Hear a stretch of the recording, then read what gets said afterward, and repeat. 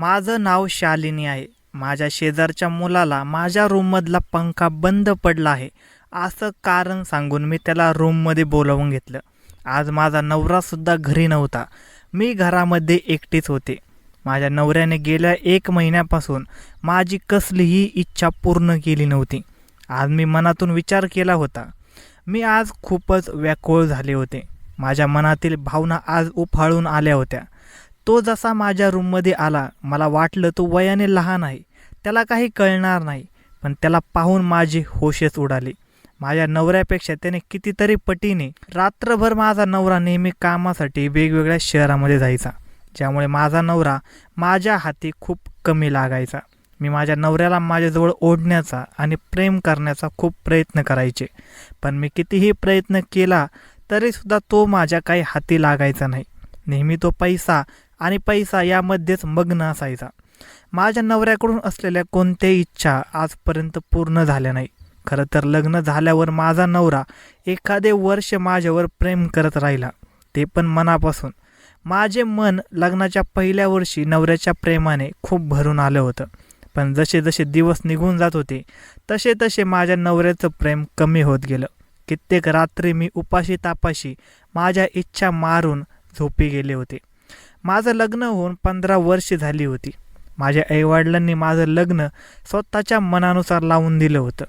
मला माझा नवरा तेवढा काही पसंत नव्हता आणि एखाद्या व्यक्तीला जर मनातून पसंत नसेल तर त्याच्यावर प्रेमही कितीही केलं तरी ते मनापासून राहत नाही. पण लग्नानंतर माझ्या नवऱ्याने मला जे प्रेम दिलं त्या प्रेमामुळे मी सुद्धा माझ्या नवऱ्याकडे पहिल्या वर्षी आकर्षित झाले. पण नंतर आमच्यामध्ये खूप दुरावा आला. आम्ही शहरामध्ये राहायला होतो. नवऱ्याचे आईवडील गावाकडे राहत होते.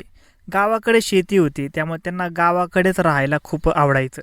ते जेव्हा आमच्याकडे घरी यायचे तेव्हा ते 1-2 दिवसामध्येच गावाकडे निघून जायचे, कारण त्यांना शहरामध्ये राहायला अजिबात आवडत नव्हतं. आणि मलाही ते आल्यावर खूप बोर व्हायचे, कारण सासू सासरे आले की ते संसारातल्या वेगवेगळ्या गोष्टी सांगून टोमणे मारायचे. म्हणून मलाही वाटायचं की जवळ सासू सासरे नसलेलेच बरे. एके दिवशी मी आणि माझा मुलगा आम्ही 2 जण मार्केटमध्ये सामान खरेदी करायला गेलो होतो. त्यावेळी मी मस्तपैकी सिल्कची साडी नेसली होती आणि साधा मेकअप करून मी मार्केटला गेले होते. बसमध्ये हल्ली खूप गर्दी असायची, पण मार्केट दूर असल्यामुळे रिक्षा घेऊन जाणे परवडणारं नव्हतं. त्यामुळे आम्ही दोघेही बसनेच मार्केटला निघालो होतो. बसमध्ये खूप गर्दी होती. गर्दीमध्ये एखादी सुंदर बाई दिसली की लोक वळून नक्कीच पाहतात, आणि तसंच माझ्यासोबत त्या दिवशी झालं.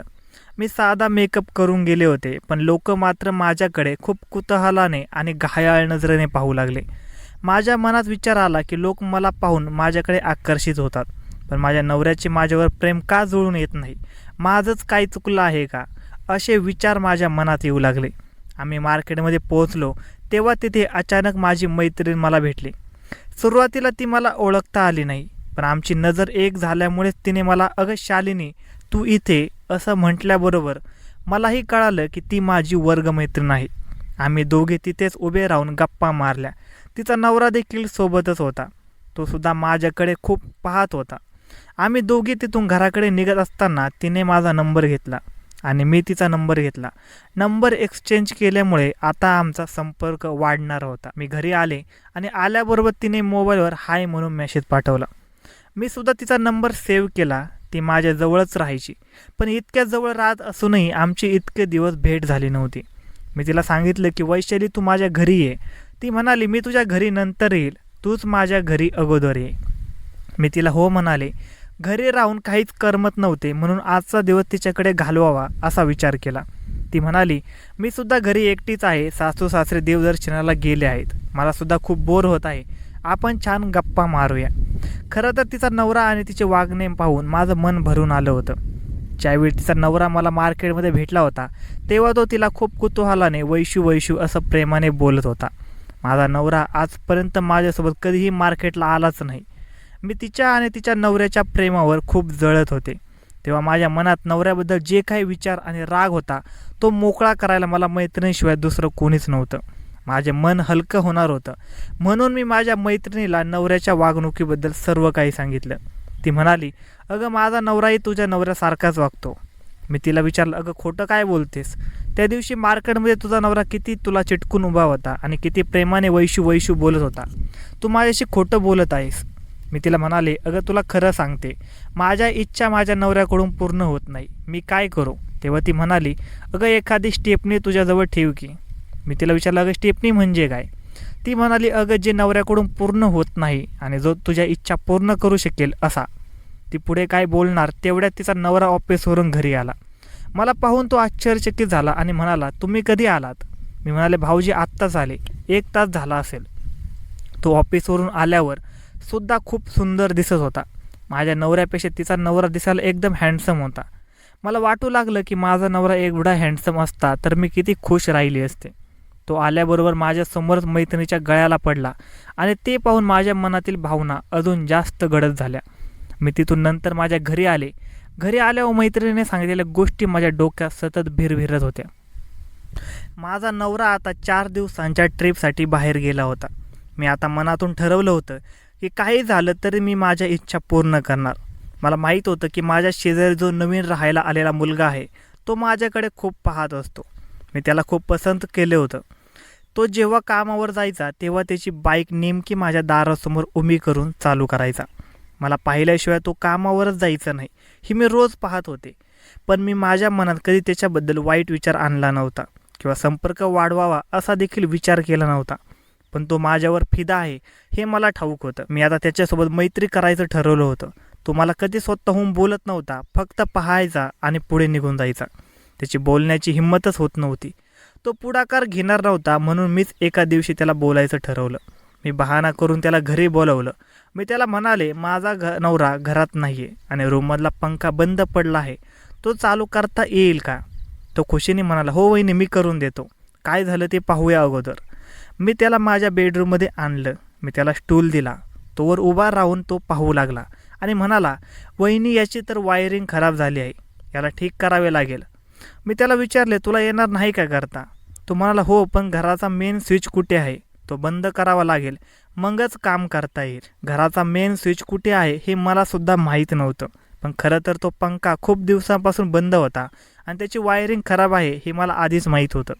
मला त्या मुलाला जवळून पाहायचं होतं म्हणून मी बहाण्याने त्याला जवळ बोलवलं होतं. तो माझ्याकडून खूप निहाळून आणि बारकाईने पाहत होता. मी त्याला विचारलं, काय घेणार, चहा की पाणी? तो म्हणाला, काही नको वहिनी. मी विचारलं, तू कुठे कामाला आहेस? तो म्हणाला, मी बँकेत आहे. मी त्याला मुद्दाम विचारलं, का रे, तू मला रोज बघितल्याशिवाय कामाला जायला आवडत नाही का? तो थोडा लाजला आणि म्हणाला, अहो वहिनी असं काही नाही, तुम्ही दिसायला फार सुंदर आहात त्यामुळे तुमच्याकडे सहज नजर जाते. तेव्हा त्या मुलाने पुढाकार घेऊन माझा नंबर मागितला आणि मी सुद्धा तो देऊन टाकला. तो म्हणाला, वहिनी आता मी निघतो, आपण नंतर गप्पा मारूया. रात्री त्याने मेसेज केला, काय वहिनी जेवण झालं का? मी जणू त्याच्या मेसेजचीच वाट पाहत होते. मी लगेच रिप्लाय दिला आणि आमचे बोलणे वाढतच गेले. आता 15 दिवस झाले होते. आमचे बोलणे खूप वाढले होते. तो सतत मेसेज करायचा. मलाही त्याच्याशी रोमॅन्टिक बोलायला आवडू लागलं होतं आणि तो सुद्धा खूप रोमॅन्टिक बोलत असे. काही दिवसात आमची जवळीक खूपच वाढली. एक दिवस नवरा घरी नसताना मी त्याला बोलवण्याचा विचार केला. मी फोन करून सांगितलं, आज तू रात्री जेवायला माझ्या घरी आहे. मी मनात ठरवलं होतं, आज माझ्या अधुऱ्या इच्छा मी त्याच्याकडून पूर्ण करून घेणार. मी त्या विचारात मग्न होते. तो संध्याकाळी 8 वाजता येणार होता, पण दुपारी 3 वाजता एका अनोळखी नंबरवरून फोन आला. मी फोन उचलला तर तिकडून एक मुलगी बोलत होती. ती म्हणाली, कुठे फोन लागला आहे? मी विचारलं, तुम्हाला कुठे लावायचं आहे? तेवढ्यात ती मुलगी ढसाढसा रडू लागली. ती म्हणाली, प्लीज मी तुमच्या पाया पडते, तुम्ही माझ्या नवऱ्यापासून दूर राहा. आधीच एका मुलीसोबत त्यांचे संबंध होते, त्यातून तो आता कुठे बाहेर पडला आहे. त्या मुलीच्या नादात माझा नवरा वेडा झाला होता. त्याने त्यासाठी मला कित्येक वेळा मारहाण केली, घराबाहेरून हाकलून दिले. आता कुठे तो शुद्धीवर आला होता. पण मी पाहते की गेल्या 15 दिवसापासून त्याचं माझ्याकडे आणि घराकडे लक्ष नाही आहे. तो स्वतःच्या धुंदीत आहे. त्याच्या मोबाईलमध्ये मी तुम्हा दोघांची चॅटिंग पाहिली आहे असं म्हणून ती जोरजोरात रडू लागली. मी तिला काहीच बोलले नाही. दुसऱ्या क्षणी मी त्या मुलाला फोन लावला आणि ठणकावून विचारलं, तुला बायको मुलं आहेत हे तुम्हाला आधी का सांगितले नाही? तो उर्मटपणे म्हणाला, त्यात तुला काय अडचण आहे? मी त्याला त्याच्या बायकोचा फोन आला होता हे सांगितलं नाही, कारण तो घरी जाऊन तिला मारेल अशी मला भीती होती. मी फक्त एवढं सांगितलं की यापुढे मला फोन करायचा नाही. तो घाबरून म्हणाला, माझं काही चुकलं का? तो मैत्री का तोडस आहे? मी म्हणाले नको, माझी पुढे काहीच करण्याची इच्छा नाही आणि आमचं प्रकरण तिथेच थांबलं. मी विचार केला की जर मी त्या मुलाशी संबंध ठेवले असते तर त्याचा संसार उद्ध्वस्त झाला असता आणि त्याला कारणीभूत मी ठरले असते. क्षणिक सुखासाठी तो मुलगा आपल्या बायको मुलांना रस्त्यावर आणायला तयार झाला होता. माझ्यामुळे कोणाचा संसार मोडू नये म्हणून मी माझे पाऊल मागे घेतले. मला माझी चूक उमजली होती. मी मैत्रिणीने सांगितलेल्या चुकीच्या मार्गावर जात होते, त्यामुळे कोणाचं तरी आयुष्य उद्ध्वस्त झालं असतं.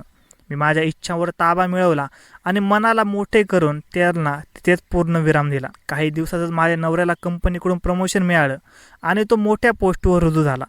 तो म्हणाला, शालिनी, या पदापर्यंत पोहोचण्यासाठी मी खूप कष्ट केले आणि अखेर ते यश मिळालं. कामाच्या व्यापामुळे मी तुला वेळ देऊ शकलो नाही, पण आता मला टेन्शन नाही. नवऱ्याने माझी माफीसुद्धा मागितली. तो म्हणाला, तुझ्या इच्छा मी आजवर पूर्ण करू शकलो नाही, कारण लहानपणापासून या मोठ्या पोस्टवर जाण्याचं माझं स्वप्न होतं. यात तू मला साथ दिलीस त्याबद्दल तुझे खूप आभार. माझ्या डोळ्यात पाणी आलं. माझा नवरा हे सगळं माझ्यासाठीच करत होता आणि मी वेळी त्याच्या वागण्याला कंटाळून चुकीच्या मार्गाला जात होते. जर मी आज भरकटले असते तर काय झालं असतं, या कल्पनेने माझ्या अंगावर काटा आला. तर मित्रांनो, तुम्हाला आजच्या कथेतून नक्कीच काहीतरी बोध मिळाला असेल. व्हिडिओ आवडला असेल तर लाईक करा, शेअर करा आणि चॅनलला सबस्क्राईब करायला अजिबात विसरू नका. तोपर्यंत धन्यवाद. भेटूया अशाच एका नवीन कथेसोबत.